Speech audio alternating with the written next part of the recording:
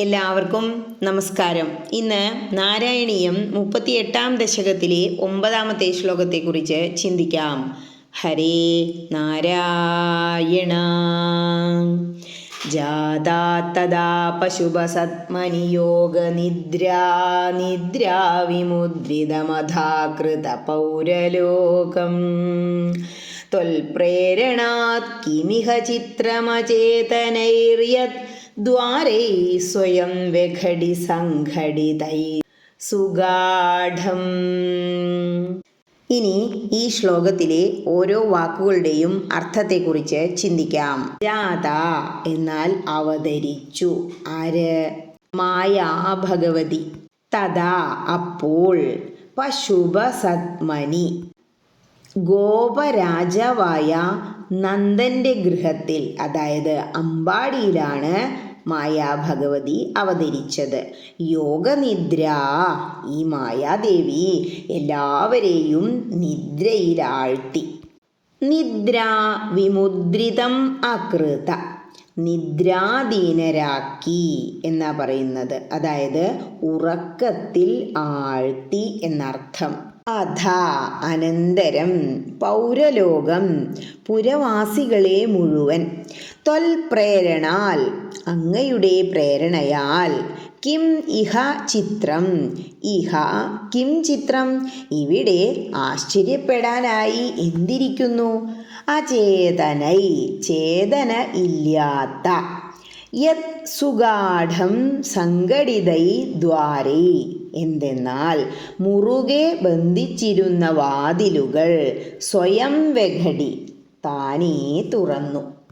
ഇനി ഈ അർത്ഥങ്ങളെല്ലാം മനസ്സിൽ വച്ചുകൊണ്ട് ആ ശ്ലോകം ഒന്നുകൂടി ചൊല്ലി നോക്കണം. എന്താ പറയണേ?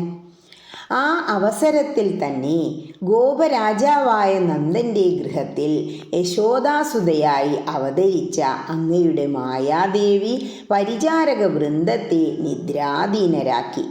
സചേതനരായ മനുഷ്യർക്ക് ഉറക്കം മൂലം അചേതനരായതും അചേതനങ്ങളും നല്ലവണ്ണം ബന്ധിക്കപ്പെട്ടിരുന്നവയുമായ വാതിലുകൾ സ്വയം മലർക്കെ തുറന്ന് സചേതനങ്ങളായതും ഭവാന്റെ ഇച്ഛ മൂലമാകയാൽ ആശ്ചര്യപ്പെടാനില്ല. എന്താ മനസ്സിലായത്?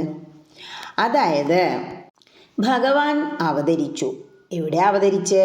കംസൻ്റെ കൽത്തുറുങ്കിൽ. കൽത്തുറുങ്കാവുമ്പോൾ അവിടെ ഒരുപാട് പേര് കാവൽക്കാരുണ്ടാവും. ഇവരുടെ വാതിലുകളെല്ലാം ബന്ധിച്ചിട്ടുണ്ടാവും. ഇവർ ചങ്ങലയിലായിരിക്കും.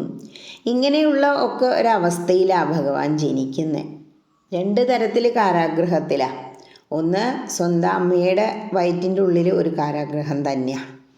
ഇരുട്ടാണ് അല്ലേ, ഒന്ന് തിരിഞ്ഞും മറിഞ്ഞും കിടക്കാൻ വയ്യ, അങ്ങനത്തെ ഒരവസ്ഥ. എന്നിട്ട് അവിടെ നിന്ന് ഞെങ്ങിഞ്ഞിറങ്ങി പുറത്ത് വന്നപ്പോഴോ അത് വേറൊരു കൽത്തുറുങ്ക്, പുറത്ത് കിടക്കാൻ പാടില്ല.